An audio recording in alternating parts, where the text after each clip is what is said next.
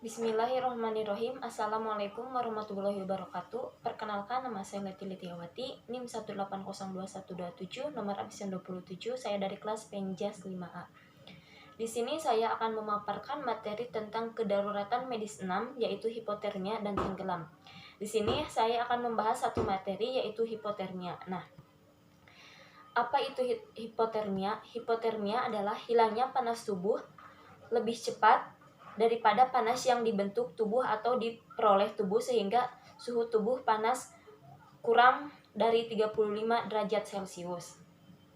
Nah, di sini juga penyebab hipotermia yaitu hipotermia terjadi ketika panas yang dihasilkan tubuh tidak sebanyak panas yang hilang. Sejumlah kondisi yang berpotensi membuat panas tubuh banyak hilang dan menyebabkan hipotermia yaitu 1.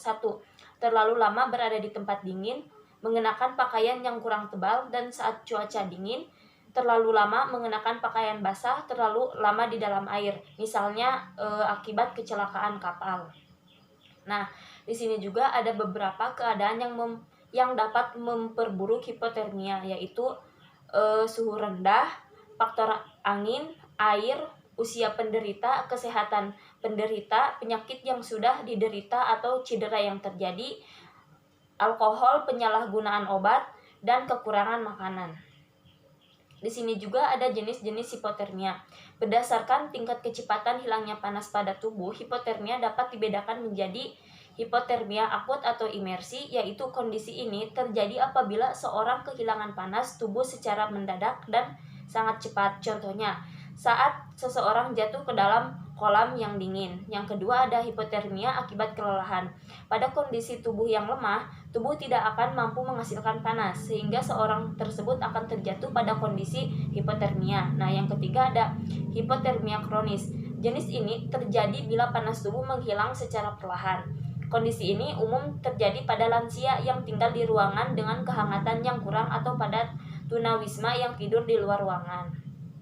Nah, gejala dan tanda hipotermia yaitu yang pertama ada hipotermia sedang.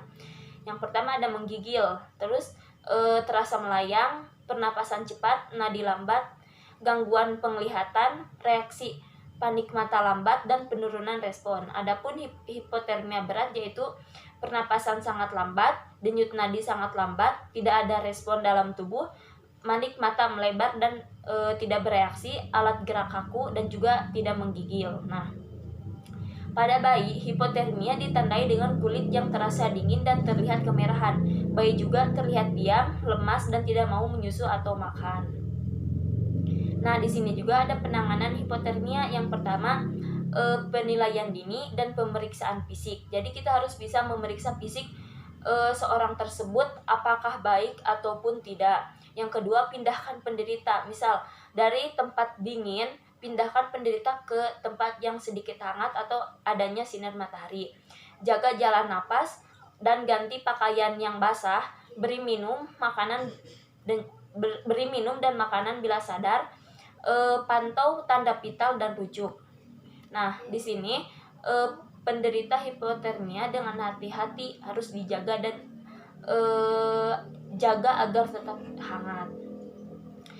Bila orang tersebut masih bernapas dengan denyut nadinya masih ada, lakukanlah tindakan yang membuat suhu tubuhnya kembali normal. Di antaranya ada pindahkan dia ke tempat yang lebih kering dan hangat. Pindahkan secara hati-hati karena gerakan yang berlebihan dapat memicu denyut jantungnya berhenti. Jika pakaian yang dikenakannya basah, maka gantilah dengan pakaian yang kering. Tutupi tubuhnya dengan selimut atau mantel tebal agar hangat. Jika dia sadar dan mampu menelan, berikan minum hangat dan manis. Berikan kompres hangat dan kering. Untuk membantu menghangatkan tubuhnya, letakkan kompres di leher, dada, dan selangkangan. Nah, dan juga hindari meletakkan kompres di lengan atau tungkai karena malah menyebabkan darah yang dingin mengalir kembali ke jantung ataupun paru-paru dan otak. Di sini dan juga hindari penggunaan air panas, bantal pemanas atau lampu pemanas untuk menghangatkan penderita hipotermia. Panas yang berlebihan dapat merusak kulit dan menyebabkan detak jantung menjadi tidak teratur. Dan yang terakhir, temani dan pantau terus kondisi orang tersebut hingga bantuan medis tiba. Nah, di sini juga ada komplikasi hipotermia atau permasalahan tentang hipotermia. Penanganan perlu segera dilakukan terhadap kondisi hipotermia untuk mencegah terjadinya komplikasi bahkan kematian. Nah, di sini juga ada komplikasi yang dapat muncul adalah frostbite, yaitu cedera pada kulit dan jaringan di bawahnya karena membeku.